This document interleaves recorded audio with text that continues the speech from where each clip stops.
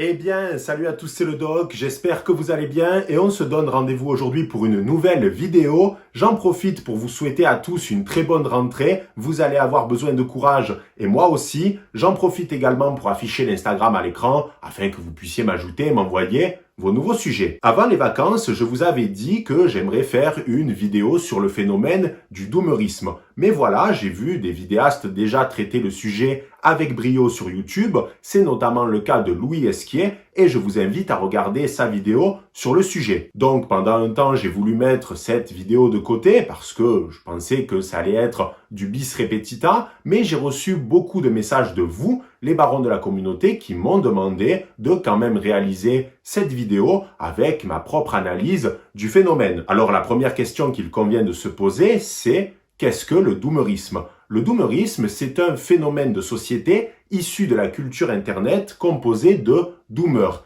Les doomers, ce sont des individus qui sont particulièrement nihilistes, pessimistes et qui sont convaincus d'une chose, la fin de l'humanité est proche ou l'effondrement de la civilisation occidentale. Ce qui est très intéressant avec le doomerisme, c'est que ça dépasse les clivages politiques habituels entre la droite et la gauche. Et en fonction de l'idéologie politique du doomer, il va y avoir des craintes qui peuvent être différentes. Ça peut être le réchauffement climatique, la question des inégalités, la perte d'un confort de vie, l'intelligence artificielle ou la perte de l'identité d'une nation. Bref, il y a tout un tas de considérations qui sont liées au doomerisme, il y a tout un tas de craintes, mais il y a un dénominateur commun, c'est la peur d'un effondrement, d'une chute ou d'une mort en quelque sorte. D'ailleurs, doomerisme, ça vient du mot anglais doom qui signifie les ruines. Alors c'est quoi l'archétype du doomer ? C'est un jeune homme, même si ça peut également toucher les femmes, qui a entre 15 et 25 ans, même si là encore, des gens de la trentaine, quarantaine, voire de la cinquantaine peuvent se reconnaître dans le doomerisme. Mais c'est quand même un phénomène qui a tendance à plus toucher les jeunes, normal puisqu'il est issu de la culture Internet. Mais alors, d'où ça vient le doomerisme ? Pour répondre à cette question, il faut remonter le temps en 2008. À la suite de la crise des subprimes, il y a pas mal d'Américains qui se sont retrouvés sur le carreau et certains se sont regroupés sur des forums, notamment Reddit. Certains ont lancé un mouvement qui s'appelle les piquistes. Les piquistes, c'était des individus qui étaient convaincus qu'à partir de 2010-2015, il y aurait des pénuries de pétrole et que donc, suite à ces pénuries, il y aurait un effondrement de la civilisation occidentale. Au fur et à mesure des années, les piquistes ont perdu en attractivité, mais par contre, il y avait à l'intérieur de leur communauté deux autres phénomènes, les survivalistes, qui existaient déjà depuis longtemps, et le doomerisme, avec donc les doomers. Mais attention, il ne faut pas tomber dans un piège. Le doomerisme et cette idée de déclin, elle n'est pas nouvelle. Elle ne date pas du 21e siècle, puisque dès le 20e siècle, on retrouve des ouvrages, notamment Le déclin de l'Occident, qui a été rédigé en 1918 par Oswald Spengler. Il y a également le mouvement du déclinisme américain qui s'est développé à partir des années 50 et tout le long de la guerre froide, avec des auteurs comme Alan Bloom qui ont parlé du déclin de la culture et de l'enseignement, ou alors Christopher Lasch qui a traité du déclin des mœurs et des valeurs traditionnelles. Alors bien sûr, ces deux auteurs ne se considèrent pas comme appartenant au mouvement du déclinisme, mais pourtant ils traitent de thématiques en lien avec cette notion de déclin. En France, on peut par exemple citer Patrick Buisson qui s'inscrit dans ce mouvement du déclinisme, notamment avec son dernier essai, Décadence. Ce qui est particulièrement intéressant avec le doomerisme, c'est qu'il a eu conscience de lui-même à partir de 2008-2010 et qu'il a réalisé tout un tas de mèmes Internet, notamment avec la figure du Wojak. Le Wojak, c'est un personnage issu de la culture Internet sur lequel on peut greffer des archétypes ou des phénomènes de société. Et donc, le doomer a eu droit à son propre Wojak. Alors, le doomer Wojak, c'est quoi ? C'est un jeune homme qui a entre 20 et 30 ans, qui est complètement blasé, il a les yeux dans le vague, clope au bec, barbe mal taillée, bref, il est au bout de sa vie. Donc, au départ, c'était une niche Internet surtout comique, mais par contre, le mouvement a pris de l'ampleur à partir de 2019 avec un article dans le New Yorker rédigé par Jonathan Franzen qui abordait la problématique écologique et qui a cité à de multiples reprises le doomerisme et l'archétype du doomer. Alors je vois déjà certains au fond de la classe dire oui mais le doc, Tout ça, c'est un énième phénomène de société qui n'existe pas vraiment, qui n'a pas réellement d'impact. Eh bien, Célestin, tu te trompes et les chiffres le soulignent. En effet, en 2021, une étude a été réalisée avec 11 000 individus, des jeunes entre 15 et 25 ans, qui venaient de pays différents, notamment la France, le Royaume-Uni ou les États-Unis. Les résultats de cette étude sont les suivants. Pour 55,7% des jeunes sondés, l'humanité allait disparaître. Et 47% d'entre eux pensaient que c'était lié à des considérations écolo et qu'ils éprouvaient une anxiété par rapport à ça. Alors bien sûr, on pourrait me dire, oui, mais le doc, c'est une étude réalisée avec seulement 11 000 personnes, c'est pas probant, c'est pas suffisant. Et c'est en partie vrai, mais il y a d'autres phénomènes de société qui soulignent parfaitement ce spleen, cette mélancolie qu'il y a aujourd'hui dans la jeunesse occidentale. Par exemple, selon Santé publique France, il y a aujourd'hui 1 jeune sur 5 qui souffrirait de dépression. C'est énorme et il suffit d'analyser ces chiffres au regard de la consommation d'antidépresseurs dans notre pays. Il y a également aux États-Unis, depuis les années 2010, la crise des opioïdes. Des jeunes qui prennent des drogues récréatives qui créent une énorme dépendance et qui les entraînent tout droit vers la mort. À cause de la crise des opioïdes, les États-Unis est le seul pays qui a perdu de l'espérance de vie à cause de la surmortalité des jeunes. Et c'est extrêmement inquiétant. Alors moi-même, j'ai voulu mener ma petite enquête par rapport au doomerisme auprès de vous, les barons de la communauté. Et c'est pour cette raison que j'ai réalisé un sondage sur Instagram. Je vous ai alors posé 2 questions. La première, je vous ai demandé si vous étiez vous-même un doomer. Et là, 48% des sondés ont répondu oui. Je vous ai ensuite posé une autre question qui était beaucoup plus personnelle et délicate.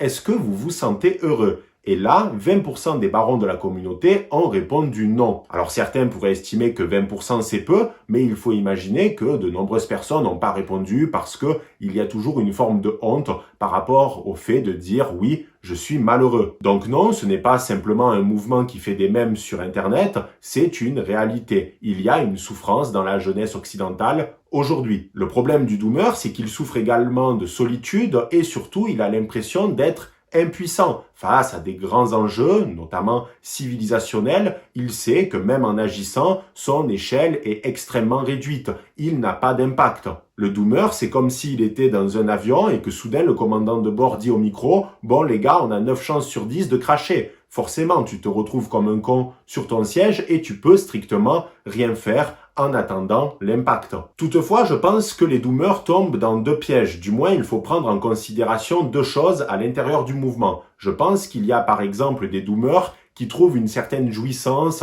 à se présenter comme des doomers. C'est-à-dire que objectivement, ils ne sont pas inquiets par rapport à des grandes problématiques civilisationnelles. D'autre part, je pense également qu'il y a beaucoup de doomers qui font une sorte d'amalgame. C'est-à-dire qu'ils ont tendance à mélanger à la fois les problèmes d'ordre civilisationnel et leurs propres conditions personnels, c'est-à-dire qu'ils ont déjà de base des vies difficiles, ils sont seuls, rejetés par les femmes, peut-être dépressifs, un job pourri, pas de pouvoir d'achat, bref, une vie misérable, et il faut un transfert par rapport à des problèmes civilisationnels majeurs. Parce que c'est un moyen pour eux de s'extirper de leurs propres conditions, de remettre les enjeux ailleurs en quelque sorte. Et à mon avis, beaucoup de doomers tombent justement dans ces 2 travers. Alors c'est bien beau tout ce que je vous raconte, mais ça ne répond pas à une question extrêmement importante.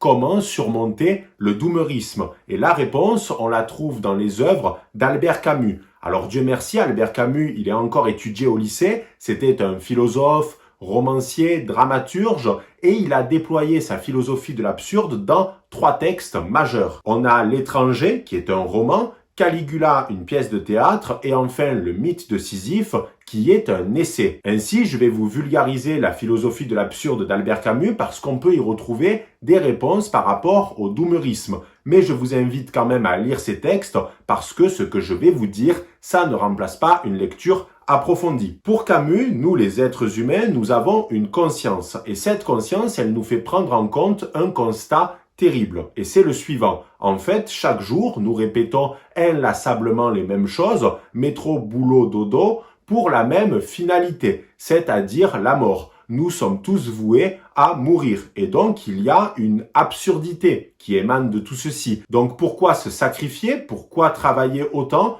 pour arriver tous à la même destination, c'est-à-dire la mort. Et donc notre vie est absurde. Pour Camus, autrefois, la religion pouvait apporter des réponses en disant en substance que si tu fais le bien autour de toi, tu iras au paradis et tu pourras boire des pina coladas avec Jésus et Saint-Pierre. Mais pour lui, c'est une illusion. Et en parallèle, la science n'a pas réussi à apporter des réponses par rapport à ce sens de la vie. Et en soi, cette première partie de la philosophie de l'absurde, elle ressemble au discours des doomers. Pourquoi? Parce que les doomers se disent à quoi bon mener notre existence, avoir des relations, travailler, puisque au final, nous allons connaître la mort à cause d'un effondrement de notre civilisation ou à cause d'événements cataclysmiques. Sauf que la différence entre la philosophie de l'absurde de Camus et les doomers, c'est la logique de l'action. C'est-à-dire qu'en fait, Camus a intégré tout ça. Il sait parfaitement que la vie est absurde parce qu'il y a justement cette dissonance. Mais la différence, c'est que lui,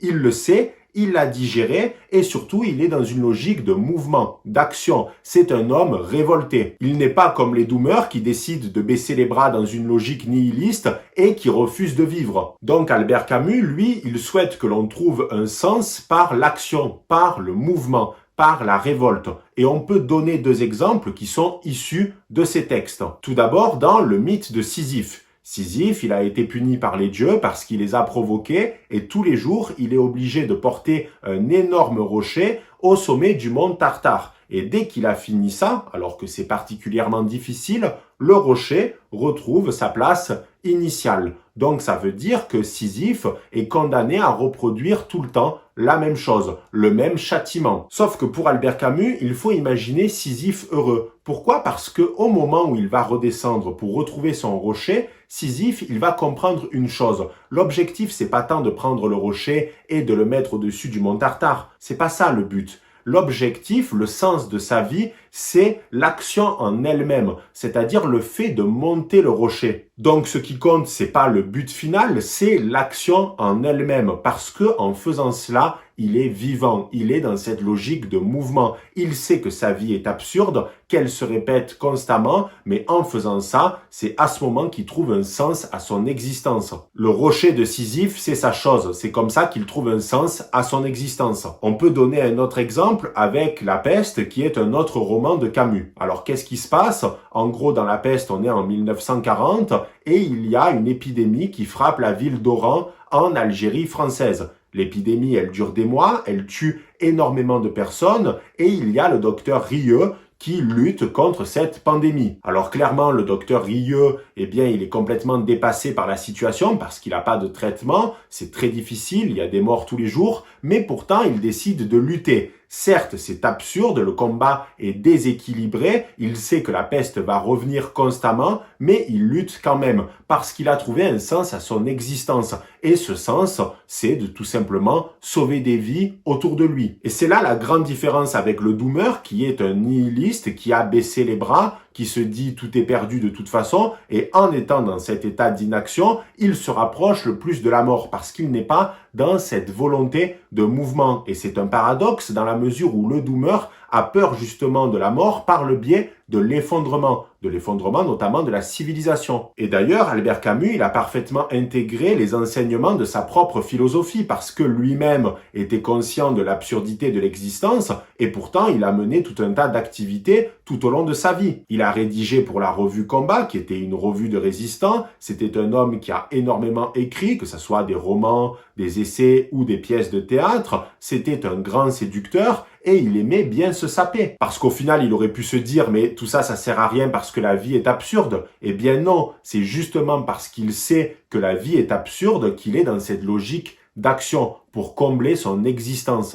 Maintenant que l'on a vu la philosophie de l'absurde d'Albert Camus et qu'il nous a bien aidé pour affronter le doomerisme, est-ce que l'on peut rajouter certaines pistes de réflexion? La réponse est oui. Tout d'abord, il faut prendre en considération le fait que nous avons un très faible impact sur les problèmes civilisationnels, sur les grands enjeux de société. Oui, nous pouvons jouer un rôle, mais il va être malgré tout limité. Par contre, ça peut être le sens de notre vie, c'est-à-dire que vous pouvez très bien être le porte-étendard d'une cause et c'est en cela que vous allez trouver un sens à votre existence. que vous allez être dans cette logique d'action. Ensuite, il y a la problématique de la religion, c'est-à-dire qu'Albert Camus, il part du principe que c'est une illusion, et c'est son droit de le penser, mais j'ai reçu quand même pas mal de messages de barons de la communauté qui m'ont expliqué qu'ils sont sortis du doomerisme grâce au christianisme, grâce à la religion, parce que pour eux, il y a toujours un salut. De plus, le doomer doit se poser une question. Est-ce que l'objet de ses craintes, c'est véritablement et objectivement des considérations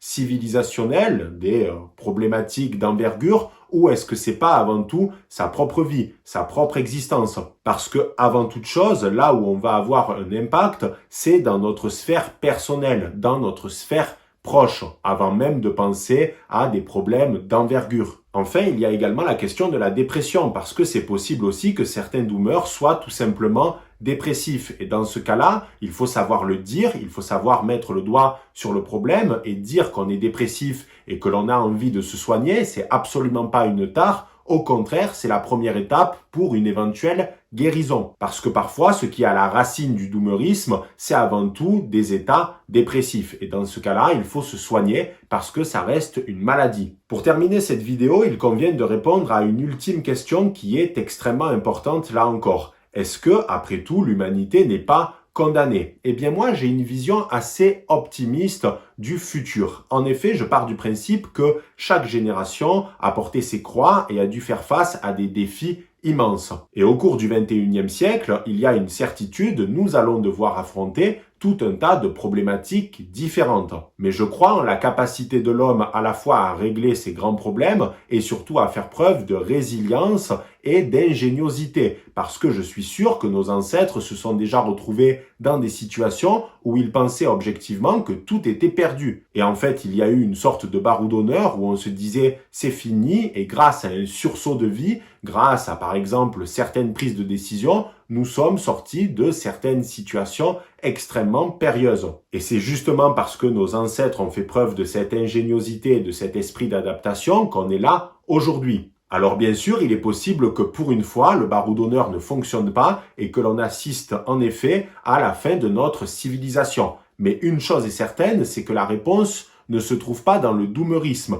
ni dans une forme quelconque de nihilisme. Car le doomerisme, c'est un aveu de faiblesse. On ne peut pas gagner un jeu si on décide de quitter la table avant la fin de ce dernier. Ce n'est pas possible. Donc, on ne pourra pas régler des grands problèmes majeurs si on adopte cette posture-là. Il faut être pragmatique, réaliste et ne pas tomber aussi dans le sens inverse, dans une hystérie. Parce que c'est pas comme ça que l'on règle les différents problèmes qui vont être devant nous au cours du 21e siècle. Voilà les barons, j'espère que cette vidéo vous aura plu. N'hésitez pas à commenter, aimer et à partager. Et on se dit à très vite pour une prochaine vidéo. C'était le Doc, je suis de retour. Ciao les barons!